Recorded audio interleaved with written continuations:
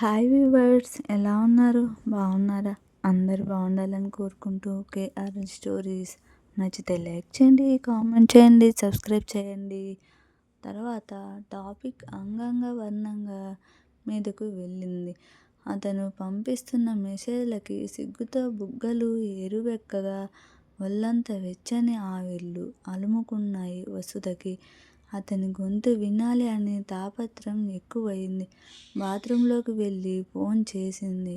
ఇది ప్రతిరోజు జరిగేదైనా మరునాడు పెళ్ళి అనే ఎక్సైట్మెంట్లో హద్దులు దాటారు ఇద్దరు. ఆమె న్యూడ్గా చూడాలి అని బ్రతిమాలిన అతని కోరిక కాదు, అనలేకపోయింది. మెల్లగా వస్త్రాలు తొలగించి అప్పటిదాకా పదిలంగా దాచుకున్న తన దేహం అతనికి చూపించింది. అతని కళ్ళు ఆనందంతో ఆశ్చర్యంతో విప్పరాయి. శరీరంలో మార్పులు మొదలయ్యాయి. ఆమె చూస్తూ ఉండగానే అతని ప్యాంట్ జిప్ తీసి ఇన్నర్ తీసేశాడు. ఆమె అతనితో కలిసి అప్పుడప్పుడు ఫోన్ వీడియోలు చూసింది. మరి ఏం తెలియని అమ్మాయి అయితే కాదు. ఆకాష్ అంత పెద్దగా ఉంది ఏంట్రా? ఆశ్చర్యంగా అడిగింది. మామూలప్పుడు చిన్నగా ఉంటుందిలే బేబీ, నిన్ను చూసిన ఆనందం అంటూ ఆమెని న్యూడ్గా చూస్తూ తన పని కానిచ్చేశాడు. ప్రశాంతంగా ఉంది. థ్యాంక్యూ బేబీ, ఇంకా పడుకో, ఉదయం అందరం వెళ్ళాక ఫోన్ చెయ్యి అని చెప్పి కొన్ని ముద్దులు ఆమెకి ఫోన్లో ఇచ్చి ఫోన్ పెట్టేశాడు. ఆమె బట్టలు వేసుకొని వచ్చి పడుకుంది. వసుధ వయసు మాయలో చేసే పనులు తెలియని తల్లిదండ్రులు ప్రశాంతంగా నిద్రపోతున్నారు. మరునాడు లేచి అన్నం కూర వండి టేబుల్ మీద పెట్టి ఊరికి వెళ్తూ కూతుర్ని నిద్రలేపి కుర్చీల దగ్గర సరిచేయమనింది కస్తూరి. జుట్టు కొప్పు కట్టుకొని ఆవలిస్తూ తల్లికి కుచ్చిళ్ళు సరిచేసింది. అమ్మ, ఈరోజు ట్రెడిషనల్ డ్రెస్ అనుకున్నాం, కాలేజీలో చీర కట్టుకొని వెళ్తాను చెప్పింది తల్లితో. ఆమె ఈ మధ్య కూతురికి పెళ్లి చూపులు ఉంటే ఉపయోగపడుతుంది అని కొన్న చీర జాకెట్ తీసి మ్యాచింగ్ లంగా కూడా తీసి మంచం మీద ఉంచింది. పక్కింటి కమలాకి చెప్తే వెళ్తా కట్టమని అని చెప్పింది.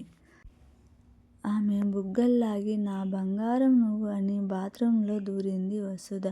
వసుధ ముఖం కడుక్కొని బయటకు రాగానే వసు, బయలుదేరుతున్నాను, ఎదుర్రా నాన్న పిలిచాడు నారాయణ.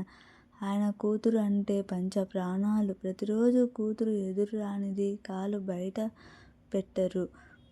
నవ్వుతూ వసుధ ఎదురు రాగానే బయటకు అడుగులు వేశారు నారాయణ, కస్తూరి.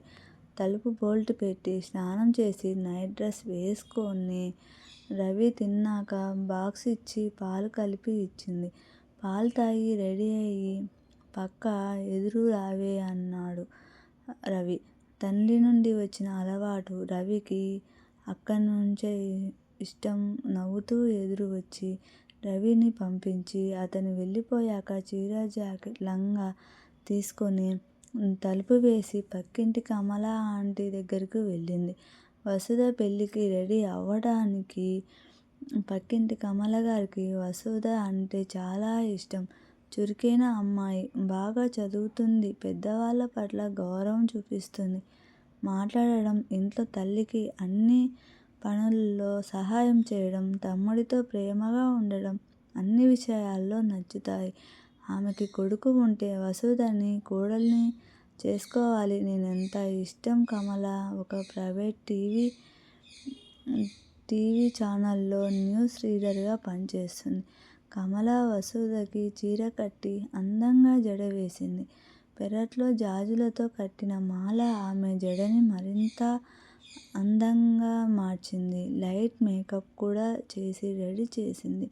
చాలా ముద్దుగా ఉన్నావు కోడలా, నీకోసం ఒక కొడుకుని దత్తత తీసుకోవాలి అనిపిస్తుంది నాకు అని చెప్తూ దిష్టి చుక్క చెవి వెనక పెట్టింది. థ్యాంక్యూ ఆంటీ అని చెప్పి తన నైట్ డ్రెస్ తీసుకొని ఇంటికి వెళ్ళి సెల్ఫీ దిగి ఆకాష్కి చూపించి ఫోన్ చేసింది. ఆమె ఫోన్ కోసమే ఎదురుచూస్తున్న ఆకాష్ వెంటనే లిఫ్ట్ చేశాడు. మార్నింగ్ బేబీ అన్నాడు. మార్నింగ్ ఆకాష్. ఫోటో చూశావా అడిగింది. చాలా బాగున్నావు బేబీ. అసలు రాత్రంతా కలల్లో నీతోనే ఉన్నా. ఏం అందం నీది. ఓ ఇప్పుడు కూడా నిన్ను తలుచుకుంటే ఒంట్లో కరెంట్ పాస్ అయ్యి నా చిన్నోడు లేస్తున్నాడు అన్నాడు ఆకాష్ నవ్వుతూ. ఆమె సిగ్గుపడుతూ చీ పో ఆకాష్, ఎప్పుడు అదే ధ్యాస నీకు స్టార్ట్ అవనా అడిగింది. పూజ మందిరంలో దీపారాధన చేసుకొని అమ్మా నాన్న తమ్ముడికి తెలియకుండా పెళ్ళి చేసుకుంటూ ఉన్నాను. నువ్వే నా ఈ కొత్త బంధాన్ని కాపాడాలి అనుకుంటూ ఆ బాలాజీకి విన్నవించుకుంది. బ్యాగ్లో కాలేజీకి రేపటి భాగం.